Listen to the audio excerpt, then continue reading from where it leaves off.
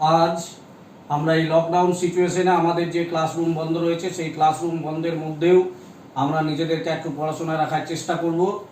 ছাত্রছাত্রীরা, তোমরা যারা ক্লাস 7-এ পড়ো, তোমাদের জন্য বিষয় রয়েছে ভূগোল। ভূগোলের দ্বিতীয় অধ্যায়, অর্থাৎ এই দ্বিতীয় অধ্যায়ে কি রয়েছে, ভূপৃষ্ঠে কোনো স্থানের অবস্থান নির্ণয় আমরা কিভাবে করব বা কিভাবে করা হয়। তো আমরা জানি যে বর্তমানে স্মার্টফোনের যুগে আমরা একটা পরিচিত কথা শুনে থাকি যে জিপিএস, যার পুরো নাম হচ্ছে গ্লোবাল পজিশনিং সিস্টেম। এই গ্লোবাল পজিশনিং সিস্টেমটা করা হয় এই অবস্থান নির্ণয়ের জন্য যে আমাদের গুরুত্বপূর্ণ দুটো রেখা কল্পনা করা হয়েছে, মানে দুটো নামের, একটা পূর্ব থেকে পশ্চিম, একটা উত্তর থেকে দক্ষিণ, একটা অক্ষরেখা এবং একটা হচ্ছে দ্রাঘিমা রেখা। এই দুই রেখার অবস্থান অনুযায়ী কোন স্থানের আমরা ভূপৃষ্ঠে অবস্থান নির্ণয় করে থাকি, সেই বিষয়টা আমরা আজকে আলোচনা করব। তাহলে আমরা দ্বিতীয় অধ্যায়ের যে ভূপৃষ্ঠের কোন স্থানের অবস্থান নির্ণয়, এই বিষয়ে আমরা আলোচনায় প্রবেশ করব।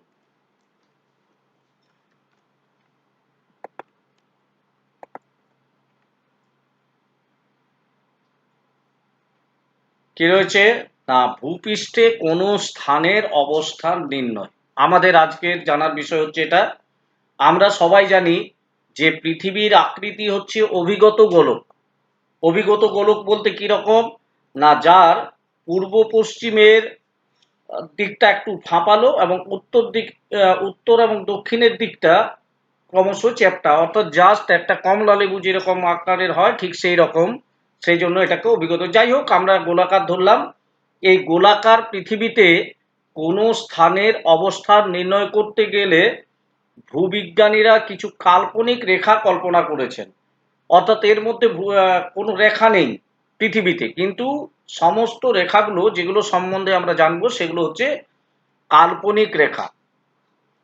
পৃথিবী পৃষ্ঠের মাঝখান দিয়ে পূর্ব থেকে পশ্চিম দিকে এক কল্পিত রেখার নাম নিরক্ষরেখা বা বিষুব রেখা, বা এটা ইকুয়েটার বলে। ইংরেজি নামটা দিলে বোঝা যাবে, ইকুয়েটার। অর্থাৎ পৃথিবীকে উত্তর এবং দক্ষিণ দিক বরাবর দুটো সমান অর্ধে ভাগ করেছে। অর্থাৎ মাঝখান দিয়ে গিয়ে উত্তরের ভাগটাকে বলা হয় উত্তর গোলার্ধ এবং দক্ষিণের দিকের ভাগটাকে বলা হয় দক্ষিণ গোলার্ধ। এবং পৃথিবীর মাঝখান দিয়ে যে কল্পিত রেখাটা পূর্ব থেকে পশ্চিম দিকে বিস্তৃত রয়েছে, সেই রেখাটার মান হচ্ছে 0 ডিগ্রি। এই রেখাকে মহাবৃত্ত বলা হয়। কেন? তার কারণ হচ্ছে এটি হচ্ছে সবচেয়ে বড় বৃত্ত। অর্থাৎ এই যে অক্ষরেখা বা নিরক্ষরেখা, এরা প্রত্যেকটাই কিন্তু পূর্ণবৃত্ত হয়। এই নিরক্ষরেখা বিষুব রেখার উত্তর ও দক্ষিণ দিকে পূর্ব থেকে পশ্চিম দিকে কল্পিত রেখাগুলি উত্তর মেরু ও দক্ষিণ মেরু পর্যন্ত বিস্তৃত আছে। অর্থাৎ রেখাগুলো পূর্ব থেকে পশ্চিম দিকে আড়াআড়ি হয়ে বরাবর উপরের দিকে উত্তরে এবং নিচের দিকে দক্ষিণের দিকে চলে এসছে। এই কাল্পনিক রেখাগুলোকে বলা হয় অক্ষরেখা। অক্ষরেখাগুলো পরস্পর সমান্তরাল ও দুটি অক্ষরেখার মধ্যে দূরত্ব সমান হয়। অর্থাৎ দুটো অক্ষরেখার এই দূরত্বটা হয় 111.1 কিমি। অক্ষরেখাগুলো পূর্ণবৃত্ত হয়। এই যে আমরা এখানে দেখতে পাচ্ছি যে উত্তর, এই অংশটা হচ্ছে উত্তর, নিচের দিকে আমরা দেখতে পাচ্ছি যে দক্ষিণ, আর এইদিকে হচ্ছে পূর্ব ডান দিকে। আচ্ছা, এইদিকে হচ্ছে পশ্চিম। মাঝখান দিয়ে চলে গেছে এই যে পূর্ণবৃত্ত আকারে নিরক্ষরেখা।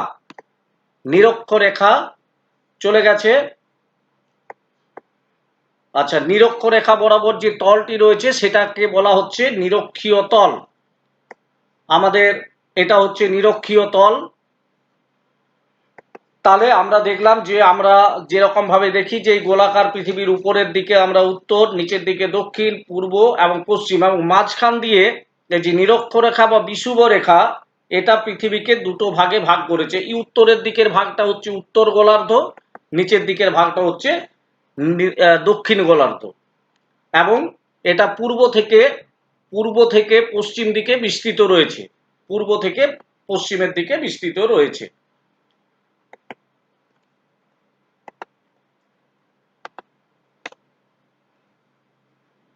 এরপরে আমরা দেখছি যে উত্তর থেকে দক্ষিণ দিকে আরেকটা রেখা বরাবর ভাগ করেছে, সেটা হচ্ছে নাম হচ্ছে মূল মধ্যরেখা। যেমন একটা রেখা দেখলাম পূর্ব থেকে পশ্চিম দিকে বিস্তৃত রয়েছে, সেটা নিরক্ষরেখা বা বিষুব রেখা। আবার উত্তর থেকে দক্ষিণ দিকে যে রেখাটা রয়েছে সেটা হচ্ছে মূল মধ্যরেখা। এবং দুটো রেখা যেখানে এসে ছেদ করেছে সেটাকে আমরা বললাম পৃথিবীর কেন্দ্র। অর্থাৎ ওই বিষুব রেখার মাঝখান বরাবর যে নিরক্ষীয় তলের উপর যেখানে মাঝখানে পৃথিবীর কেন্দ্র রয়েছে, ওই এই জায়গাটায় পৃথিবীর কেন্দ্র। এটা পৃথিবীর কেন্দ্র মনে রাখতে হবে। তাহলে পূর্ব থেকে পশ্চিম দিকে বিস্তৃত রয়েছে যে রেখাটা মাঝখান বরাবর ভূপৃষ্ঠের, সেটা হচ্ছে একদম মিডিল পজিশনে রয়েছে, সেটা হচ্ছে পূর্ব থেকে পশ্চিম দিকে বিস্তৃত, সেটা হচ্ছে নিরক্ষরেখা বা বিষুব রেখা। আর উত্তর থেকে দক্ষিণে যে মাঝখান দিয়ে যে রেখাটা রয়েছে কাল্পনিক রেখাটা, সেটা হচ্ছে মূল মধ্যরেখা। আমি বারবারই বলছি যে সবগুলোই হচ্ছে কাল্পনিক রেখা, এগুলো কোনোভাবেই আমাদের কিন্তু নেই, এগুলো কল্পনা করা হয়েছে। কেন না ভূপৃষ্ঠে কোনো স্থানের অবস্থান নির্ণয় করার জন্য। তাহলে উত্তর থেকে দক্ষিণ দিকে যে মূল মধ্যরেখা রয়েছে তারও মান হচ্ছে 0 ডিগ্রি। 0 ডিগ্রি, অর্থাৎ এখানে মূল মধ্যরেখার মানও 0 ডিগ্রি, বিষুব রেখার মানও 0 ডিগ্রি,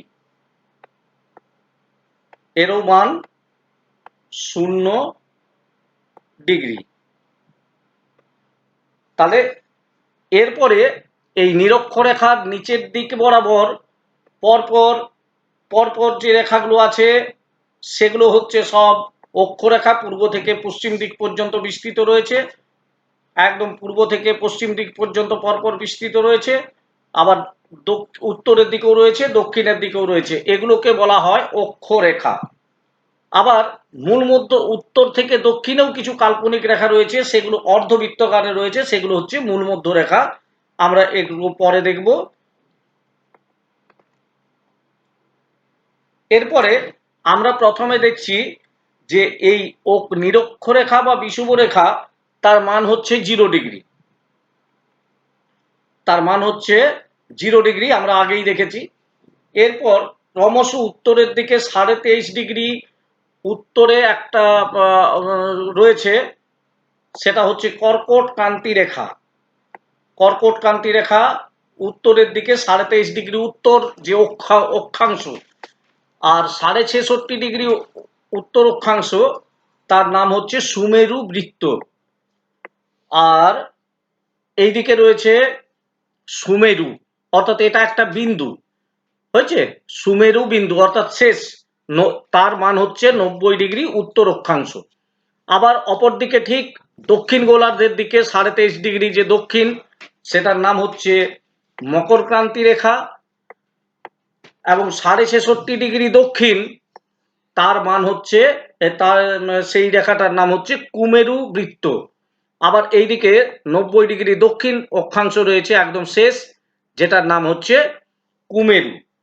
এরপরে এই একই অক্ষরেখায় অবস্থিত, অর্থাৎ এখানে যে বিভিন্ন 1 ডিগ্রি অন্তর অন্তর যে একটা করে রেখা কল্পনা হয়েছে, আমরা কয়েকটা মূল মূল রেখাগুলো দেখলাম, এর মাঝখানে রেখাগুলো রয়েছে। এই রেখাগুলো অর্থাৎ এই 0 ডিগ্রি, এই যে এইটাকে নিরক্ষীয় অঞ্চল বলে। এই নিরক্ষীয় অঞ্চলের জলবায়ু সাধারণত হয় উষ্ণ, কারণ নিরক্ষীয় অঞ্চলে সূর্য লম্বভাবে কিরণ দেয়। অর্থাৎ এই জায়গাটা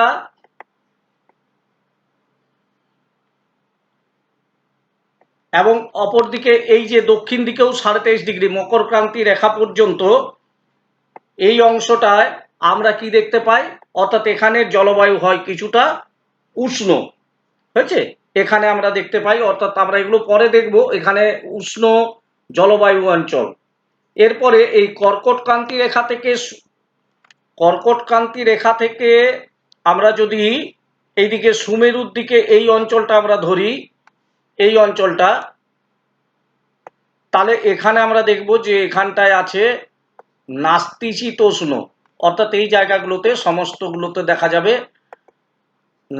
নাতিশীতোষ্ণ অঞ্চল, অর্থাৎ এখানের জলবায়ুর প্রকৃতি হচ্ছে নাতিশীতোষ্ণ। এই মকর ক্রান্তি থেকে সুমেরু বৃত্ত পর্যন্ত, আর এইদিকে কর্কটক্রান্তি থেকে সুমেরু এই পর্যন্ত, এই অংশটায় এই অংশটায় আমরা দেখতে পাবো যে এখানে নাপিত। এরপরে কুমেরু বৃত্ত থেকে সুমেরু এই জায়গাগুলোকে হিমমণ্ডল বলে। হিমমণ্ডল অর্থাৎ এখানে শীতল, এই যে অংশটা, এই অংশটা হচ্ছে হিমমণ্ডল। এইদিকে কুমেরু বৃত্ত থেকে কুমেরু পর্যন্ত এটাও হচ্ছে হিমমণ্ডল। অর্থাৎ একই অক্ষরেখায় অবস্থিত বিভিন্ন স্থানের জলবায়ু একই রকম হয়, কিন্তু তাদের দিন রাত্রি একই সঙ্গে সংগঠিত হয় না। এগুলো আমরা যখন এর বৈশিষ্ট্যগুলো আলোচনা করব অক্ষরেখা নিয়ে, সেগুলো আমরা দেখব। যে এখানে আমরা দেখলাম যে ম্যাপের আকারে, ফ্ল্যাট ম্যাপের উপরে যে রেখাগুলো, কিন্তু এগুলো নিরক্ষরেখা, মকরক্রান্তি রেখা, কর্কটক্রান্তি রেখা, সুমেরু বৃত্ত, কুমেরু বৃত্ত, এগুলো কিন্তু প্রত্যেকটাই হচ্ছে পূর্ণ বৃত্ত আকারে পৃথিবীকে কল্পনা করা হয়েছে। তাহলে এরপরে আমরা অক্ষরেখার বৈশিষ্ট্যগুলো দেখি। কি কি দেখতে পেলাম না, যে কোনো দুটি অক্ষরেখা, অর্থাৎ অক্ষরেখাগুলো পরস্পরের সমান ও সমান্তরাল। অর্থাৎ এখানে দুটো অক্ষরেখা পরপর আলোচনা করলে কিন্তু প্রত্যেকটা অক্ষরেখাই পরস্পরের সঙ্গে সমান ও সমান্তরাল। যে কোনো দুটি অক্ষরেখার মধ্যবর্তী দূরত্ব 111.1 কিমি। এখানে একটু ভুল রয়েছে, এখানে একটা 0.1 কিমি হবে, এই জায়গাটাতে 0.1 কিমি যোগ হবে, অর্থাৎ এখানে 0.1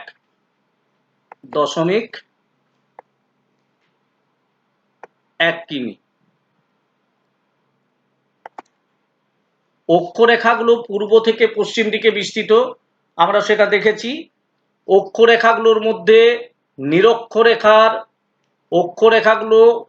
মধ্যে নিরক্ষরেখার পরিধি সবচেয়ে বেশি, সেই জন্য এটাকে বলা হয় কি, মহাবৃত্ত। নিরক্ষরেখা এটার পরিধি হচ্ছে সবচেয়ে বেশি বলে একে বলা হয় মহাবৃত্ত। নিরক্ষরেখার কাছাকাছি অঞ্চলে পৃথিবীর আবর্তন গতিবেগ সবচেয়ে বেশি হয়। অক্ষরেখাগুলো প্রত্যেকটি একটি পূর্ণবৃত্ত। এটি মনে রাখতে হবে যে এগুলো হচ্ছে পূর্ণবৃত্ত। অক্ষরেখার পরিধি ক্রমশ মেরুর দিকে কমে যায়। এর পরিধিটা যত উত্তর মেরুগুলোর দিকে যাবে তত কমতে কমতে কমতে কমতে সেগুলো একটি বিশেষ বিন্দুতে শেষ হয়েছে। অর্থাৎ সেই জন্য আমরা বলি যে সুমেরু বিন্দু, কুমেরু বিন্দু। অর্থাৎ এই গোলাকার পূর্ণবৃত্ত হতে হতে হতে হতে যখন শেষ প্রান্তে গিয়ে পৌঁছে, সেগুলো একটা বিন্দুর আকারে রয়েছে, সেখানে আর কোনো রেখাই দেখা যায় না, সেই জন্য মেরুর দিকে ক্রমশ কমে যায়। অক্ষরেখাগুলোর মধ্যে সবচেয়ে গুরুত্বপূর্ণ রেখা হলো নিরক্ষরেখা, অর্থাৎ এটাই হচ্ছে মূল, এবং এর মান হচ্ছে 0 ডিগ্রি। অর্থাৎ নিরক্ষরেখার মানটা হচ্ছে 0 ডিগ্রি। এই হচ্ছে নিরক্ষরেখার মান। তাহলে তারপরে নিরক্ষরেখা থেকে উত্তর মেরু, অর্থাৎ উত্তর মেরু বলতে উত্তর বিন্দু, সেখানের মান হচ্ছে 90 ডিগ্রি উত্তর। আর দক্ষিণ দিকে 90 ডিগ্রি দক্ষিণ, এটা হচ্ছে একটা বিন্দু, অর্থাৎ কুমেরু। আর উত্তরের দিকে সুমেরু পর্যন্ত 89টি ও নিরক্ষরেখা একটি। মোট অক্ষরেখা রয়েছে 179টি। 179টি অক্ষরেখা রয়েছে। কেন? কিন্তু অক্ষাংশ আছে 181টি। 0 থেকে 90 ডিগ্রি উত্তর এবং 0 থেকে 90 ডিগ্রি দক্ষিণ অক্ষরেখা আছে 179টি, কিন্তু অক্ষাংশ আছে 181। অর্থাৎ 0 ডিগ্রি একটা এবং দুদিকে 90 ডিগ্রি করে, এইদিকে উত্তরে 90, দক্ষিণে 90 করে 180, প্লাস তার সঙ্গে 0 ডিগ্রি এক।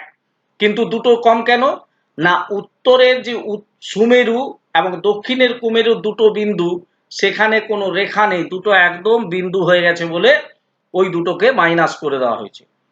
90 ডিগ্রি উত্তর অক্ষাংশ হলো সুমেরু বিন্দু, 90 ডিগ্রি দক্ষিণ অক্ষাংশ হলো কুমেরু বিন্দু। একই অক্ষরেখায় অবস্থিত সকল স্থানের অক্ষাংশ একই হয়। একই অক্ষরেখায় অবস্থিত বিভিন্ন স্থানের দিন রাত্রি একই সাথে সংঘটিত হয় না, কিন্তু জলবায়ুটা একই রকম হয়। জলবায়ু একই রকম হয় কিন্তু দিন রাত্রি একই সঙ্গে সংঘটিত হয় না একই অক্ষরেখায় অবস্থিত বিভিন্ন স্থানের। এরপরে কোন স্থানের অক্ষাংশ আমরা নির্ণয় করব কি করে? না, আমরা এই যে দুটো মূল কাল্পনিক রেখা, অর্থাৎ এই যে এখানে উত্তর, এখানে যে উত্তর অক্ষাংশ রয়েছে,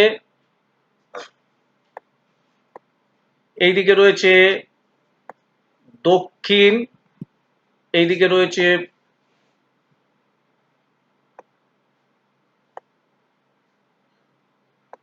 পূর্ব,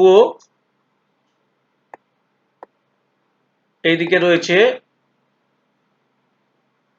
পশ্চিম। তাহলে এইদিকে উত্তর পূর্ব গোলার্ধ, উত্তর পশ্চিম গোলার্ধ, দক্ষিণ পশ্চিম গোলার্ধ, দক্ষিণ পূর্ব গোলার্ধ।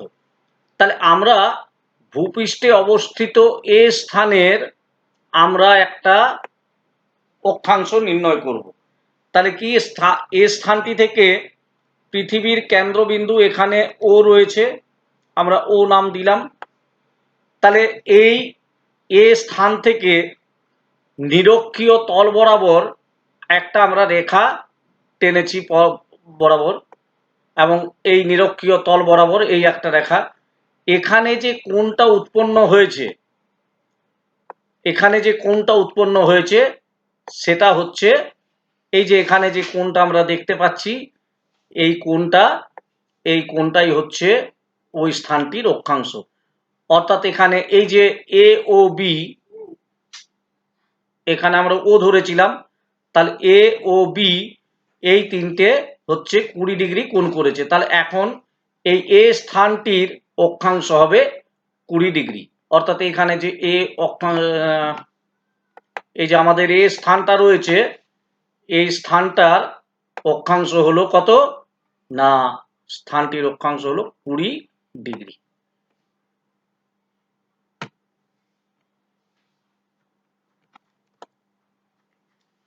এইরকম ভাবে পৃথিবীতে রেখাগুলো যদি আমরা দেখি পরপর, যে তারা রয়েছে এই যে অর্ধবৃত্ত আকারে রয়েছে, এগুলো এই যে আমি দাগ দিচ্ছি, এগুলো সব হচ্ছে কি না, এগুলো দেখো উত্তর থেকে দক্ষিণ বরাবর বিস্তৃত রয়েছে, তার মানে এগুলো কি রেখা? দ্রাঘিমা রেখা। আর এই রেখাগুলো গোলাকার আকারে পূর্ব থেকে পশ্চিম দিকে বিস্তৃত রয়েছে। পূর্ব থেকে পশ্চিম দিকে যেগুলো বিস্তৃত রয়েছে সেগুলো হচ্ছে সব অক্ষরেখা। আবার এখানে দেখো কিছু মাইনাস চিহ্ন আছে, এই যে এখানে মাইনাস, এগুলো মাইনাস, অর্থাৎ পশ্চিম দিকটা দেখানো হয়েছে মাইনাস হিসেবে, পূর্ব দিকটা প্লাস, সেরকম উত্তর দিকটা প্লাস, দক্ষিণ দিকটা মাইনাস। তাহলে উত্তর থেকে দক্ষিণ দিকে বিস্তৃত রেখাগুলো হলো দ্রাঘিমা রেখা, পূর্ব থেকে পশ্চিমে অক্ষাংশ। যেমন ভারত, আমরা জানি যে ভারত উত্তর গোলার্ধে অবস্থিত, অর্থাৎ এই দিকটা হচ্ছে উত্তর গোলার্ধ, এই দিকটা এইখান থেকে এই পর্যন্ত অংশটা হচ্ছে উত্তর গোলার্ধ। এই উত্তর গোলার্ধে ভারতের অবস্থান রয়েছে। এবং আরেকটা হচ্ছে যে এই যে পূর্ণ অর্ধবৃত্ত রয়েছে দ্রাঘিমা রেখাগুলো, ভারত আবার এই মধ্যরেখা থেকে পূর্ব দিকে অবস্থিত, অর্থাৎ ভারতের অবস্থান হচ্ছে এই রকম জায়গায় উত্তর পূর্ব গোলার্ধে, অর্থাৎ ভারতের অবস্থান ভূপৃষ্ঠে হচ্ছে উত্তর পূর্ব গোলার্ধে।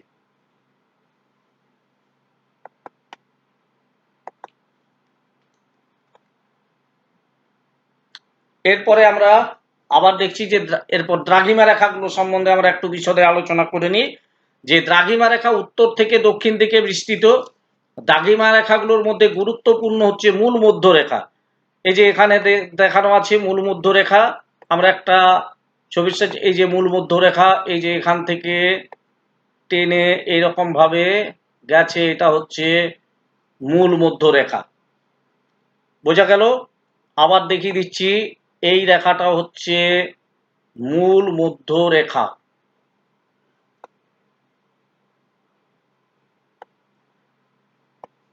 এই রেখাটা হলো মূল মধ্যরেখা।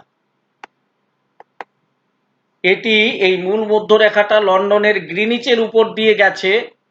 এখানে একটা রয়্যাল অ্যাস্ট্রোনমিক্যাল অবজারভেটরির তার ছাদের উপরে একটি সংকর ধাতুর তৈরি দণ্ড রাখা আছে এই মূল মধ্যরেখাটাকে চিহ্নিত করার জন্য। এই দণ্ডটির উপর দিয়ে এই মূল মধ্যরেখা গেছে এবং এই মূল মধ্যরেখার একদিকে একটা পা রাখলে পূর্ব গোলার্ধে মানে পূর্ব দিকে, একটা পশ্চিম দিকে রেখে ওখানে যারা ঘুরতে যায় তারা অনেকে ছবি তোলে, অর্থাৎ একটা পা পূর্ব দিকে একটা পা পশ্চিম দিকের অংশে রাখা যায়।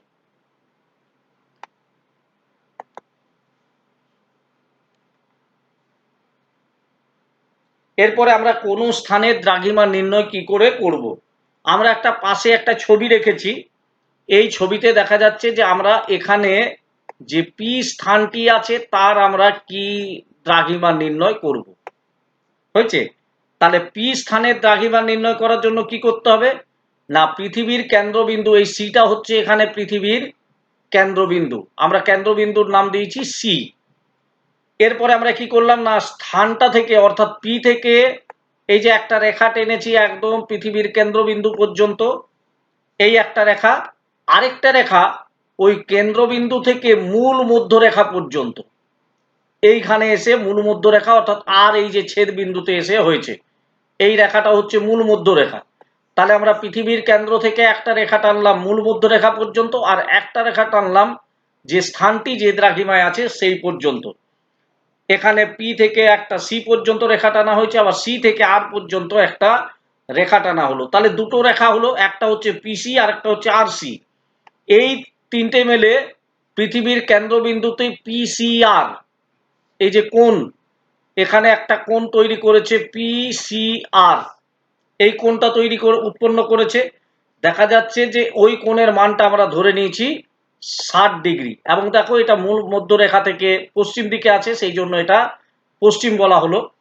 তাহলে এখানে এই যে কোণটা হলো, এই কোণটা হচ্ছে 60 ডিগ্রি, অর্থাৎ এই স্থানটার পি স্থানটার দ্রাঘিমা হচ্ছে 60 ডিগ্রি পশ্চিম। তাহলে আমরা আবার বলে নিচ্ছি যে কোনো স্থানের দ্রাঘিমা নির্ণয় করতে গেলে স্থানটি যে দ্রাঘিমায় অবস্থিত সেইখান থেকে আমাদের কি করতে হবে না, এই পৃথিবীর কেন্দ্র পর্যন্ত একটা রেখা টানতে হবে, আবার ওই পৃথিবীর কেন্দ্র থেকে একটা রেখা টানতে হবে মূল মধ্যরেখা পর্যন্ত। তারপরে ওই স্থানটা পৃথিবীর কেন্দ্রের সঙ্গে যে কোণটা হবে ওই দুটো রেখাতে মূল মধ্যরেখার সঙ্গে এবং ওই স্থানটা দ্রাঘিমা রেখা থেকে যে বাহুটি টানা হয়েছে সেইটি হচ্ছে সেই স্থানটির দ্রাঘিমা। তাহলে আমরা কিভাবে দ্রাঘিমা নির্ণয় করতে হয় জানলাম। এরপরে দ্রাঘিমা নির্ণয় আমরা করি কেন, কিভাবে করি, এর উপযোগিতাটা কি আছে ভালো করে দেখো। মূল মধ্যরেখা থেকে যত পূর্ব দিকে অগ্রসর হবে, অর্থাৎ মাঝখানে মূল মধ্যরেখা রয়েছে, তার থেকে যত বেশি পূর্ব দিকে যাওয়া যাবে 1 ডিগ্রি 2 ডিগ্রি করে, তত দেখা যাবে যে সেই স্থানগুলোর সময় তত বেশি হবে, অর্থাৎ সেই জায়গার সময়টা এগিয়ে থাকবে যত পূর্বে। অর্থাৎ 1 ডিগ্রি পূর্বে যদি 2টো বাজে, 2 ডিগ্রি পূর্বে গেলে 2টো 4 বেজে যাবে, 3 ডিগ্রিতে গেলে আবার 4 মিনিট, 8 মিনিট 2টো 8 হয়ে যাবে, 10 ডিগ্রিতে গেলে 2টো 40, 10 ডিগ্রি পূর্বে গেলে 2টো 40 হবে। অপরদিকে পশ্চিমে ঠিক ততটাই কমবে, যদি 0 ডিগ্রিতে 2টো বাজে তাহলে তুমি যদি পশ্চিম দিকে 1 ডিগ্রি সরে যাও তার মানে 2টো বাজতে 4 মিনিট বাকি থাকবে। যদি 2 ডিগ্রি পশ্চিম দিকে সরে যাও তাহলে সেখানে কি হবে না, আরো 4 মিনিট কম হবে। এর কারণ হচ্ছে সূর্য পূর্ব দিকে ওঠে ও পৃথিবী পশ্চিম থেকে পূর্বে সূর্যের চারিদিকে ঘোরে। মূল মধ্যরেখা থেকে যত পশ্চিম দিকে অগ্রসর হবে ততই পিছনে হবে সময়টা। এই রকম হওয়ার কারণ হচ্ছে সূর্য পশ্চিম দিকে পরে ওঠে। আর দুটি স্থানেই পূর্ব ও পশ্চিমে অবস্থান হলে যে স্থান যত পূর্বে তার সময় তত আগে হবে, এবং যে স্থানটি যত পশ্চিমে তার সময় ততই পিছনে হবে। এরপরে আমরা দেখি যে কত ডিগ্রিতে কিভাবে হয়। পৃথিবীর আকৃতি অভিগত গোলক, সেই জন্য পৃথিবীর গোলাকার বলে মোট কোণের পরিমাণ হচ্ছে কত না 360 ডিগ্রি। গোলাকার যে কোনো আমরা জানি যে গোলাকার কোনো কিছুর হচ্ছে কোণ হচ্ছে 360 ডিগ্রি। আর এই 360 ডিগ্রি কোণ হওয়ার জন্য পৃথিবী তার আবর্তনের সময়, এখানে দেখো আবর্তনের সময় সেটি হচ্ছে 360 ডিগ্রি কোণ করে ঘোরে। তাহলে পৃথিবীর এই আবর্তন অর্থাৎ 360 ডিগ্রি ঘুরতে সময় লাগে কত? 24 ঘন্টা। তাহলে 1 ঘন্টায় ঘোরে কত না 360 ডিগ্রি ডিভাইডেড বাই 24 হয়েছে। 360 ডিগ্রি ডিভাইডেড বাই 24 সমান হচ্ছে 15 ডিগ্রি। তাহলে 15 ডিগ্রি ঘোরে কত? 1 ঘন্টায়। তাহলে 1 ঘন্টা সমান 60 মিনিট।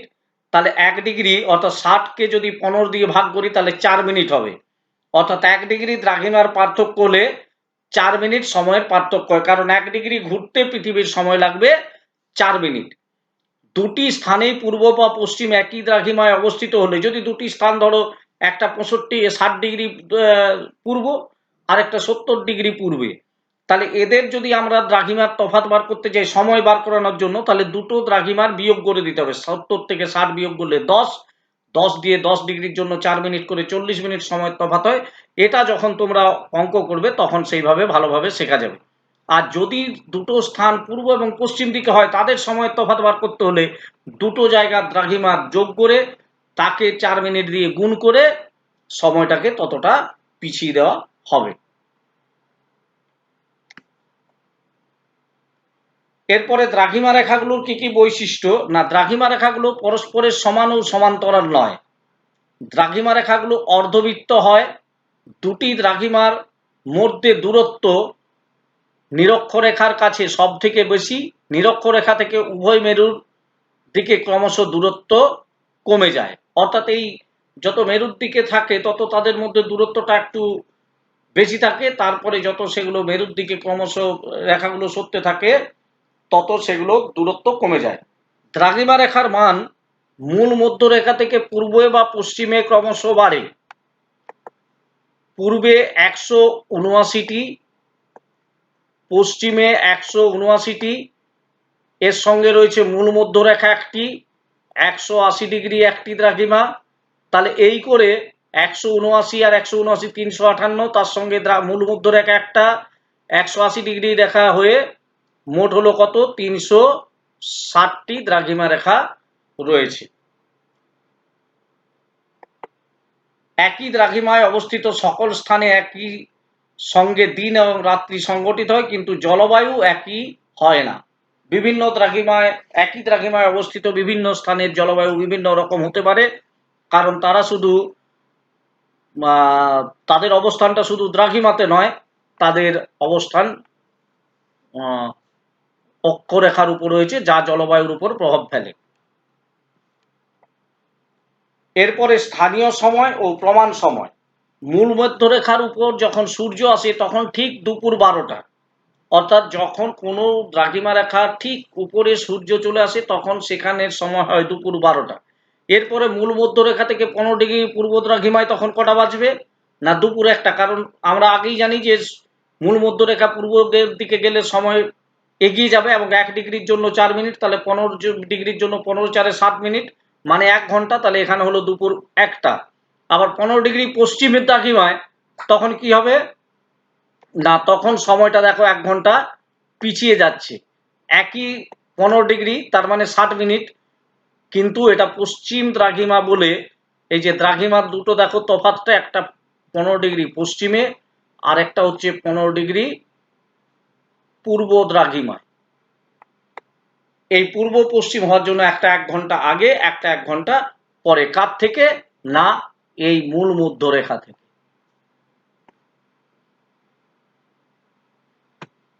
এরপরে তাহলে যখন আমরা স্থানীয় সময় কোনটাকে বলি? না, কোনো দ্রাঘিমা অনুযায়ী কোনো স্থানের সময়কে সেই স্থানের স্থানীয় সময় বলে। অর্থাৎ কোনো দ্রাঘিমায় সূর্য যখন ঠিক মাথার উপরে আসে তখন সেখানে দুপুর 12টা বাজে। প্রমাণ সময় কোনটা? না, প্রমাণ সময় মানে কি? এটাকে প্রমাণ সময় বলতে বলে স্ট্যান্ডার্ড টাইম। একটা দেশের বিভিন্ন স্থানের উপর দিয়ে বিভিন্ন দ্রাঘিমা রেখা বিস্তৃত রয়েছে।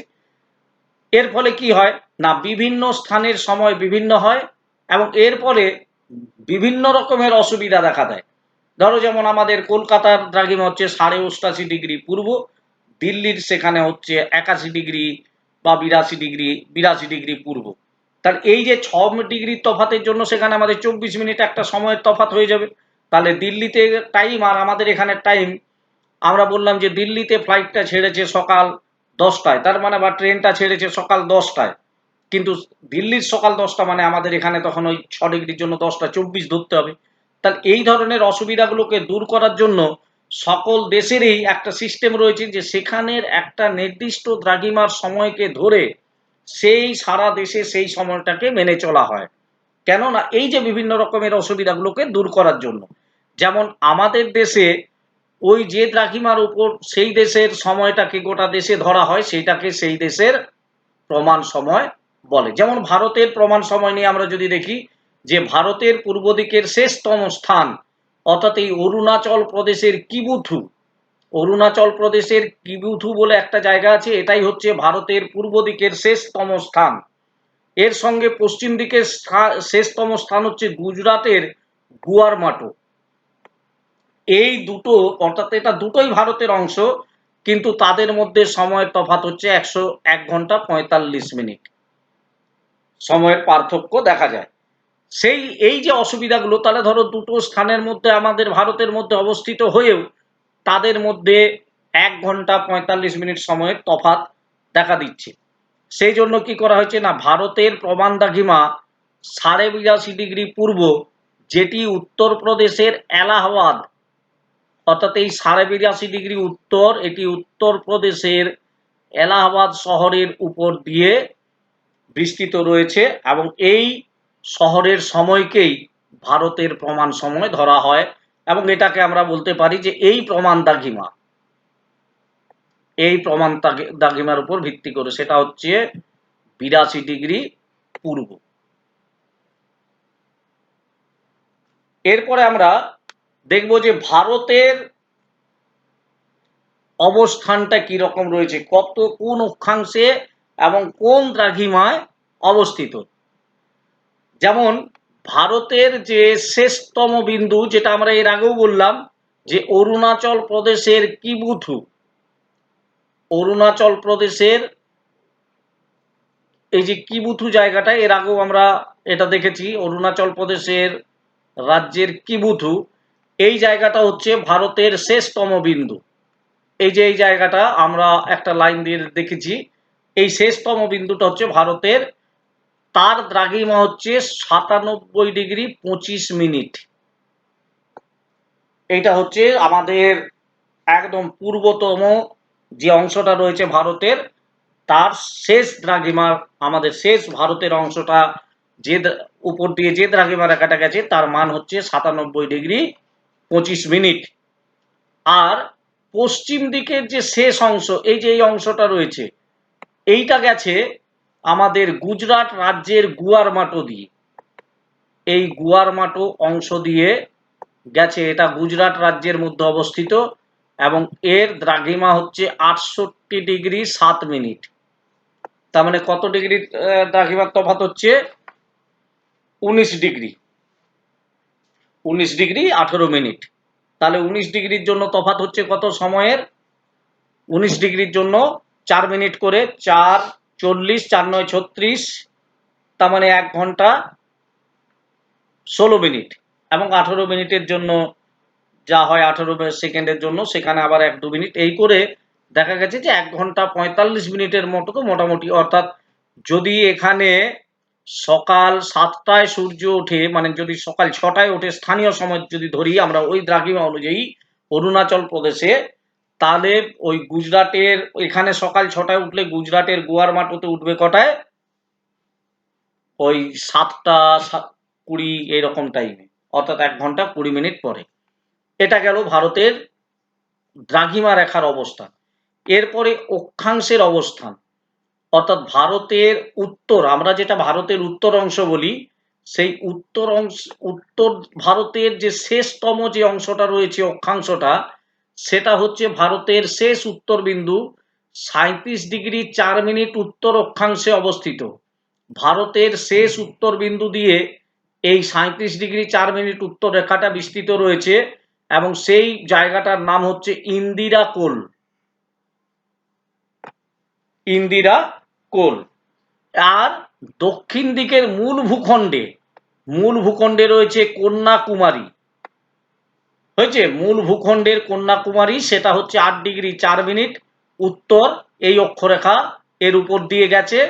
কিন্তু আমরা জানি যে আন্দামান নিকোবর আইল্যান্ড রয়েছে বা দ্বীপপুঞ্জ, যেটা ভারতের, সেখানে রয়েছে আমাদের শেষ বিন্দুটি, অর্থাৎ ভারতের শেষ বিন্দু হচ্ছে কিন্তু উত্তর দক্ষিণ দিকের ভারতের, অর্থাৎ ভারতের দক্ষিণ দিকের যে শেষ অক্ষরেখাটা গেছে তার উপর দিয়ে, সেটার মান হচ্ছে এটা 6°45'।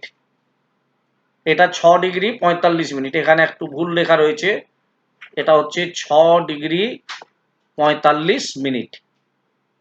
এটা হচ্ছে ভারতের শেষ অক্ষরেখা। অর্থাৎ তাহলে আমরা দেখলাম যে ভারতের অক্ষরেখা একদম 37°4' উত্তর থেকে একদম 6°45' উত্তর পর্যন্ত ভারতের শেষ অংশ রয়েছে।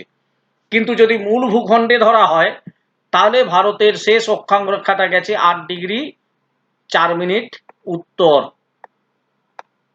তাহলে আমাদেরকে দ্রাঘিমা, অক্ষাংশ এগুলো বলার জন্য সব সময় পূর্ব পশ্চিম, অর্থাৎ অক্ষাংশের জন্য উত্তর অক্ষাংশ না দক্ষিণ অক্ষাংশ সেটা বলতে হবে, দ্রাঘিমার বেলা পূর্ব দ্রাঘিমা না পশ্চিম দ্রাঘিমা সেই বিষয়টা আমাদেরকে উল্লেখ করতে হবে। এরপরে ভারতের অক্ষাংশ দ্রাঘিমা।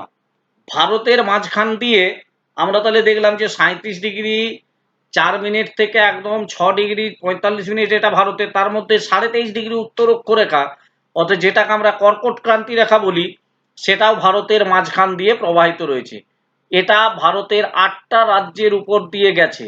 রাজ্যগুলো হলো ত্রিপুরা, মিজোরাম, আমাদের পশ্চিমবঙ্গ, ঝাড়খণ্ড, ছত্তিশগড়, মধ্যপ্রদেশ, রাজস্থান, গুজরাট। তা কলকাতার অক্ষাংশ কত?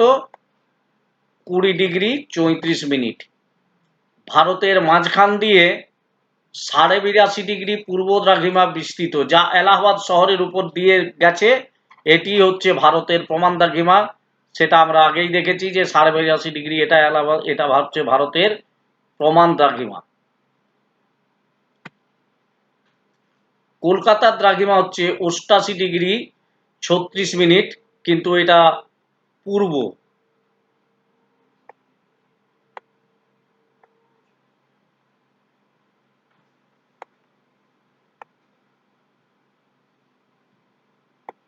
অর্থাৎ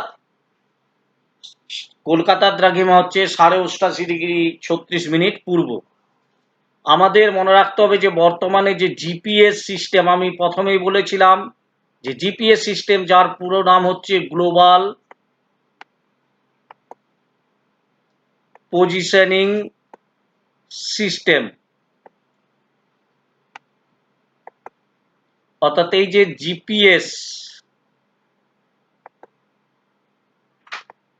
জিপিএস এর পুরো নাম হচ্ছে গ্লোবাল পজিশনিং সিস্টেম। এর মাধ্যমে কোনো স্থানের অবস্থান জানা যায় এই অক্ষাংশ ও দ্রাঘিমা, এই কাল্পনিক রেখাগুলোর জন্য। জিপিএস আমরা সবাই অ্যান্ড্রয়েড মোবাইল ফোন ব্যবহার করি, আমরা সেই জন্য জানি। অতএব তোমরা এই অংশটা ভালো করে বুঝবে, আবার যে লেখাগুলো রয়েছে সেগুলো ভালো করে পড়লেই বোঝা যাবে। আর এই বিষয়ে কোশ্চেন দিয়ে দেওয়া হবে পরে এই চ্যাপ্টারের উপর দিয়ে। তারপরে তোমাদের আবার কোনো অসুবিধা হলে তোমরা আমাদের প্রশ্ন লিখে পাঠাবে, কোনো অসুবিধা নেই। সকলকে আবার ধন্যবাদ। তোমরা ভালো করে পড়বে, পড়লেই সব কিছু ঠিকঠাক বোঝা যাবে।